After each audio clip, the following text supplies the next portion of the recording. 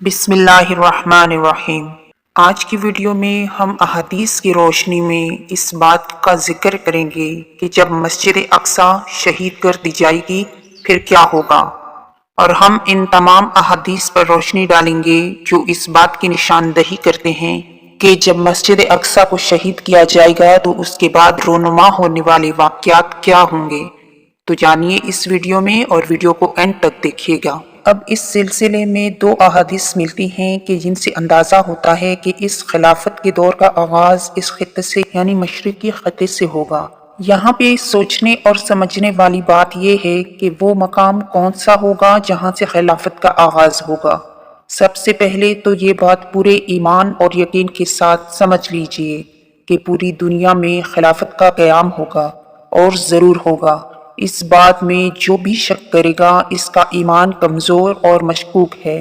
یہ گلوبل ہوگا یعنی پوری دنیا میں ہوگا، لیکن یہ کہاں سے شروع ہوگا اس میں مختلف آراء پائی جاتی ہیں، یعنی اس میں اختلاف کی گنجائش موجود ہے۔ پیارے ناظرین، اب اس سلسلے میں دو احادیث ملتی ہیں کہ جن سے اندازہ ہوتا ہے کہ اس خلافت کے دور کا آغاز اس خطے سے یعنی مشرقی خطے سے ہوگا، یعنی عرب کے مشرق کی جانب کے کسی ملک سے ہوگا۔ یہ احادیث ایک خزانہ ہے، کاش کہ یہ احادیث ہر ایک مسلمان کے دل و دماغ پر نقش ہو جائے۔ ان احادیث میں ہندوستان اور خراسان یعنی موجودہ افغانستان کا ذکر ہے۔ ابن ماجہ کی روایت ہے کہ عبداللہ بن حارث رضی اللہ تعالیٰ عنہ نے کہا کہ رسول صلی اللہ علیہ وآلہ وسلم نے ارشاد فرمایا کہ مشرق کی جانب سے وہ فوجیں نکلیں گی، یعنی وہ لوگ آئیں گے جو عرب میں امام مہدی علیہ السلام کی حکومت قائم کریں گے۔ یہ امام مہدی علیہ السلام کون ہوں گے اس کا ذکر بھی بعد میں کریں گے۔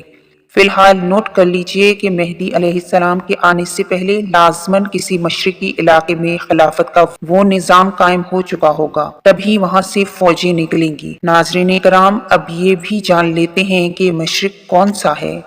عرب کے مشرق میں دیکھیں تو آپ کو ایران بھی نظر آئے گا، افغانستان بھی ہے اور پاکستان بھی ہے، اور اگر اسے اور توسیع دی جائے تو ہندوستان بھی ہے۔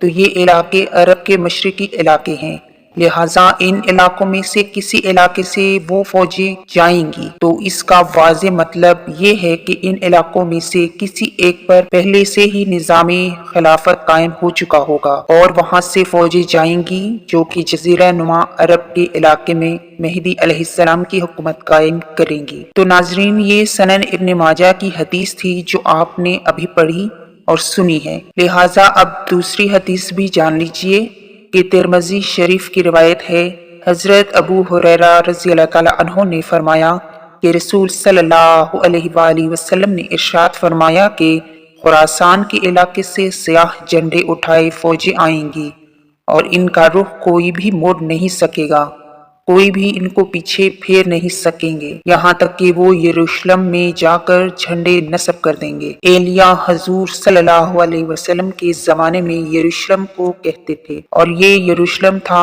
جب حضرت سلیمان علیہ السلام کی حکومت تھی، اور یہاں پر معبد سلیمانی اور ہیکل سلیمانی قائم ہوا۔ پھر یہ یروشلم ہی رہا اسلامی تاریخ میں، یہاں تک کہ سن 70 عیسوی میں جب ٹائٹس رومی جنرل نے اس کو گرایا، ختم کیا، سیکنڈ ٹیمپل گرا دیا، اور یہاں سے یہودیوں کو طاقت کے زور پر نکال دیا، اور پھر یہاں پر کوئی یہودی باقی نہیں رہا۔ تب اس نے یہ علاقہ بالکل تہو بالا یعنی برباد کر دیا۔ تو اس کے تقریباً 150 سال کے بعد رومن بادشاہ ہیڈریان نے اس علاقے کو دوبارہ سے آباد کیا، یہاں تک کہ 150 سال تک یہ علاقہ بالکل بنجر اور غیر آباد پڑا رہا، اور پھر جب ہیڈریان نے اس علاقے کو آباد کیا اس کا نام ایلیا رکھا۔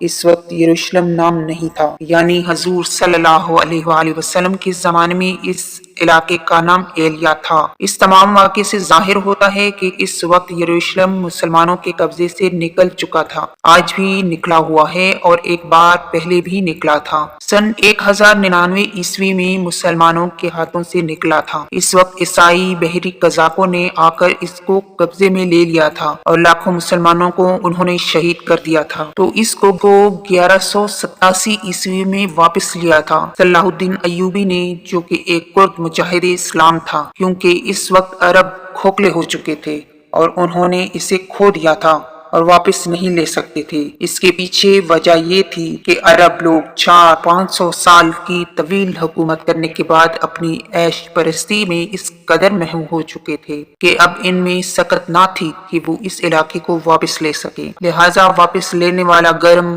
कुर्द खून था और वो सलाहुद्दीन अय्यूबी था। गोया कि आप यूं समझ लीजिए कि 88 बरस तक वहाँ एलिया यानी यरूशलेम में ईसाइयों का कब्जा रहा था और अब 1967 में यहूदियों ने कब्जा किया है और इस कब्जे को 88 नहीं तो 58 बरस तो हो चुके हैं। लेकिन मौरखीन कहते हैं कि अब फिर से वो दौर आएगा, फिर से इसे वापस लेंगे और लेने वाले अरब भी नहीं होंगे, यानी खुरासान के इलाके से फौजें आएंगी। नाजरीन, एलिया के इलाके के बारे में तो हमने जान लिया कि यरूशलेम के इलाके को कहते हैं, लेकिन अब जानते हैं कि यह खुरासान क्या है।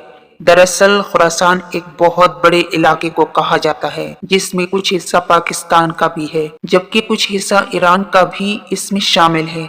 और जान लीजिए कि ईरान के इस हिस्से को अब भी खुरासान ही कहा जाता है, यानी खुरासान ईरान का एक छोटा सा सूबा है। और पाकिस्तान में खास तौर पर जो इलाका मालागन एजेंसी कहलाता है, इससे ऊपर का जितना इलाका है और जो वाखान की एक पट्टी आती है जो कि अफगानिस्तान से आती है और जाकर चाइना से मिल जाती है, तो मालाकंड का दरा और पहाड़ है, वो भी खुरासान का एक हिस्सा है।